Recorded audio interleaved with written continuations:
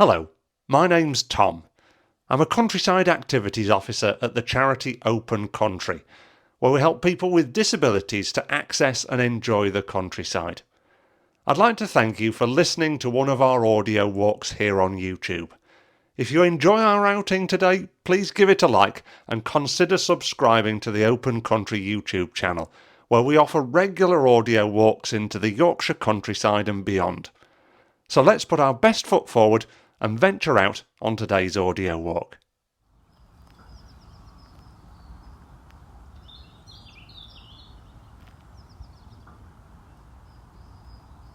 Hello everyone, you're very welcome along on this latest audio walk from Open Country with me, Tom. You join me on what's quite a misty day today. It was quite mild yesterday, and this morning we woke up to quite chilly conditions, and in fact I'm beginning to wonder why I left my gloves at home, because I can already feel the cold get into my fingers. Hence we've got this hanging mist that's obscuring the views around us. Although the views are being obscured, I'm sure we're in for an absolutely stunning walk today, as we explore an area known as Burley Moorside, which is not too far from the town of Ilkley. Lots of diverse landscapes around here, from woodland to open farmland to the moorland as well, on top of Burley Moor and across onto Ilkley Moor. So although those views are obscured, I'm sure we'll see, smell and hear lots of interesting things along the way. So I've got my walking boots on and of course the flat cap, which is a given. So I think it's about time we set off and see what Burley Moorside has to offer us today.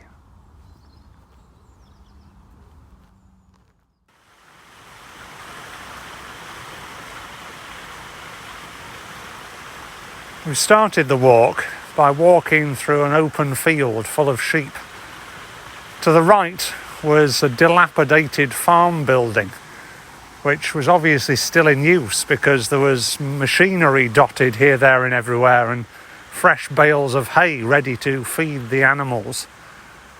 It just looked like the buildings themselves had been neglected for a few years. We've now passed the farm building and we're walking up alongside a little beck which is running down towards the Wharfe Valley beyond from the moor, to which we're heading towards at the moment. It's made up of these beautiful little waterfalls that you can hear cascading in the background. And we're just enshrouded at the moment by all of these lovely looking holly trees, adding some beautiful deep green colour to an otherwise misty wintry scene that surrounds us. It's nice just to pause as we head up this quite steep hill to catch our breath and contemplate our beautiful surroundings.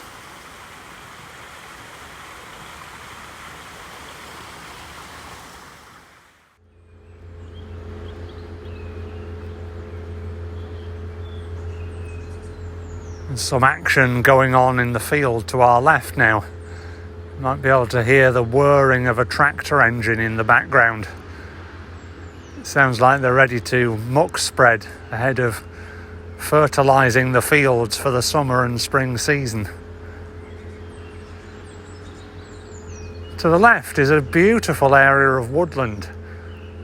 It's crisscrossed by little streams, and there's patches of beautiful snowdrops cropping up in between the trees. Below it, what looks like the remains of an old mill. There's a sluice gate at the top blocking one of the streams from heading down the valley. And in a clearing in the trees, there's just the remains of an old chimney breast and a wall covered in rich green moss.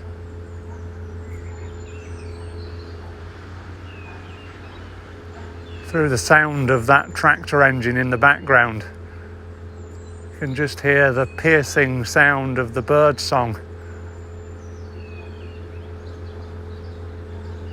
which is beautiful to listen to in such a, despite the sound of that tractor, quite a serene scene.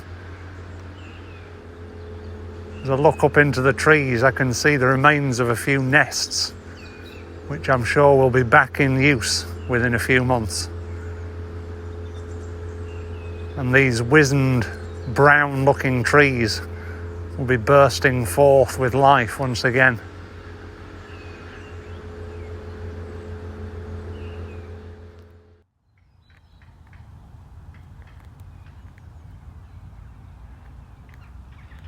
We've now moved up over the main moor road and carried on along quite a steep track which is leading us up onto the moor. Just stopped here again to catch my breath and just contemplating this view in front of me. There are a couple of horses just in the field in front, both wearing red coats to keep them warm on this chilly day.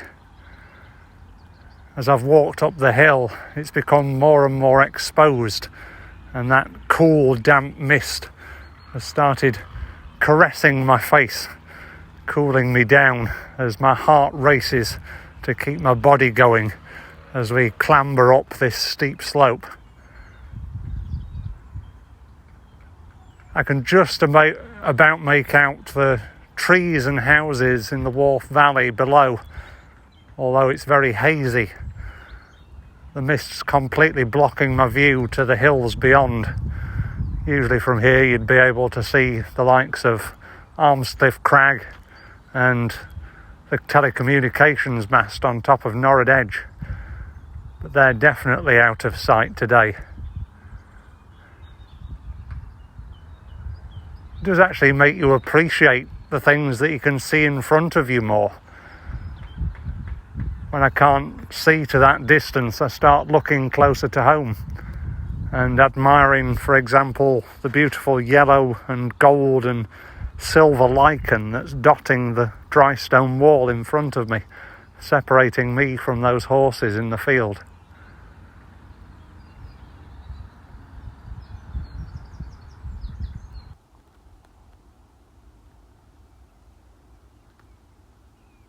We've just passed through a gate in between two stone-built houses. On the side where we were, it was open fields with green grass and, of course, the horses grazing them. And the other side of this gate, we're now faced with vast, open swathes of moorland. The gate and wall form quite a distinct boundary between the two sides. It almost feels like we've crossed into another country, if not another world. Around me there's a few moorland sheep grazing, and then the tufts of brown and sort of yellowy green grass and green moss just stretch as far as the eye can see and disappear into that mist that, as we've gained in altitude, has got quite a bit thicker.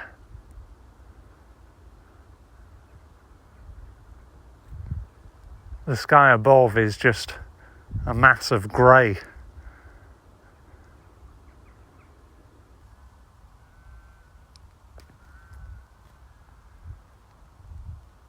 It really is beautifully peaceful up here. As we venture further and deeper onto the moorland, it just makes you realise how desolate this place is, especially on a day like today. As I spin round in a 360-degree turn, all I can see is a sea of heather and verdant green and yellow mosses. Lands cut at certain intervals by areas that look as though they've been quarried for the Yorkshire stone. Just deep gashes made in the landscape. And to our left, through the mist, I can just about make out a steep valley cut into the moorland by one of the many streams that flows over here.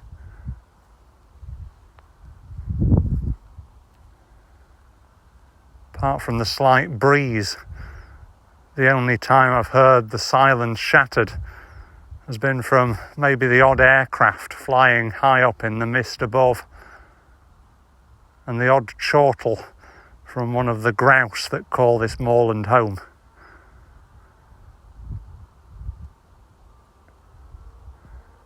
As I speak, it's amazing how this mist is drifting.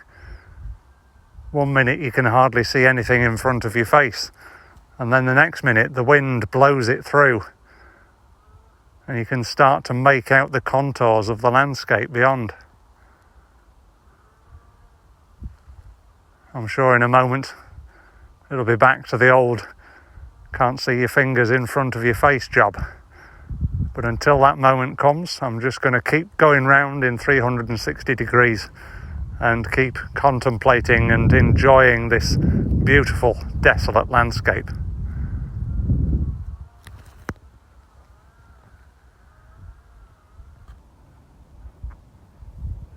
Just found 2 grouse to the left of me.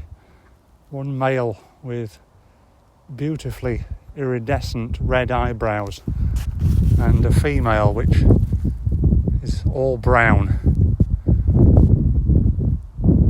Also hear the call of a lapwing in the background as well. These are 2 very distinctive moorland birds that, if you're ever in a landscape like this, you will often hear. It's lovely to see them just foraging around in the undergrowth.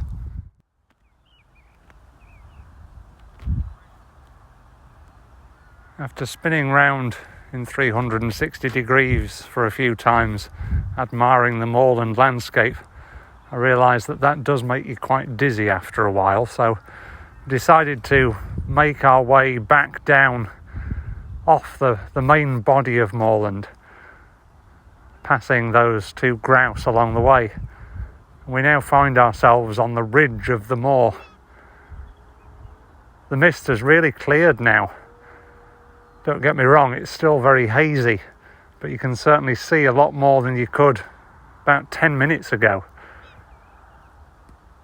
You can just about make out the moor road, which is snaking its way in between the fields all broken up by dark, dry stone walls.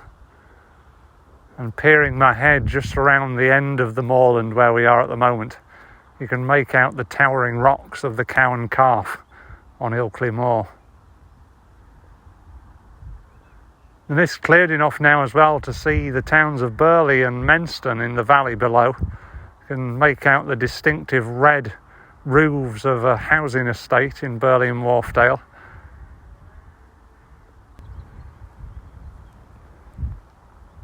Below us there's a few grassy fields pockmarked with molehills.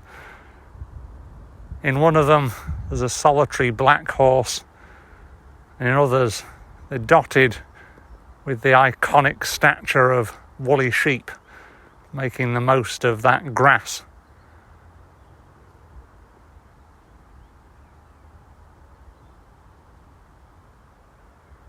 All along the valley, these areas of woodland, which at this time of year are still quite brown, and with the mist hanging round, they look very ethereal indeed.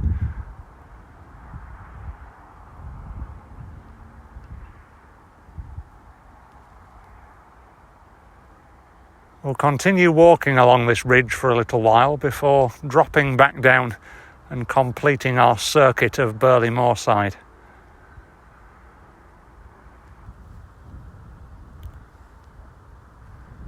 We've now got a majestic red kite circling above us. It's quite a typical moorland Yorkshire scene, actually. I mean, red kites are becoming a lot more common around these parts these days after they were reintroduced from Wales about 20 years ago. and it's circling above a Yorkshire stone-built farmhouse with smoke billowing from two terracotta chimneys on the roof. The smoke's joining that hazy mist to complete the scene. I feel like I'm in a scene from Last of the Summer Wine. Very Yorkshire indeed.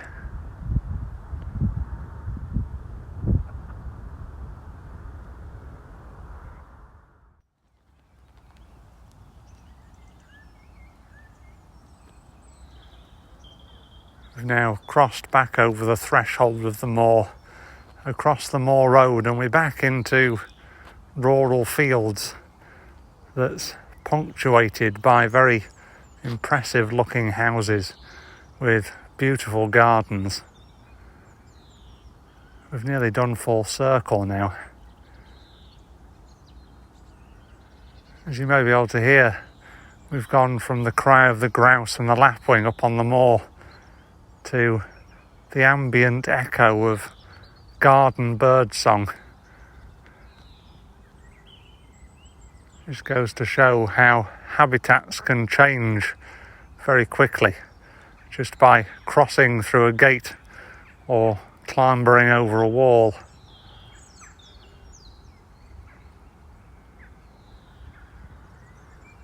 I can just about make out the outline of the sheep from the field from which we started this audio walk a while ago.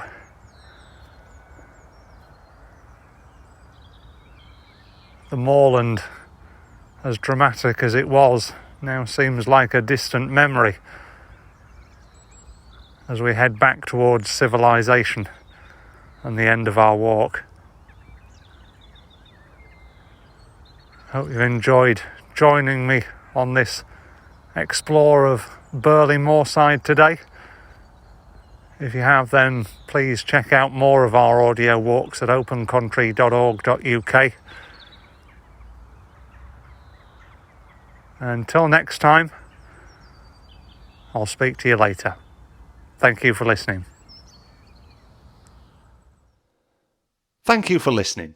If you've made it this far in the episode, you've obviously enjoyed today's audio walk. Therefore, please give it a like and make sure you subscribe for more. And don't forget to hit that notification bell to be reminded when we post the next episode. In the meantime, why not listen to the audio walk listed on screen now? It's another great outing.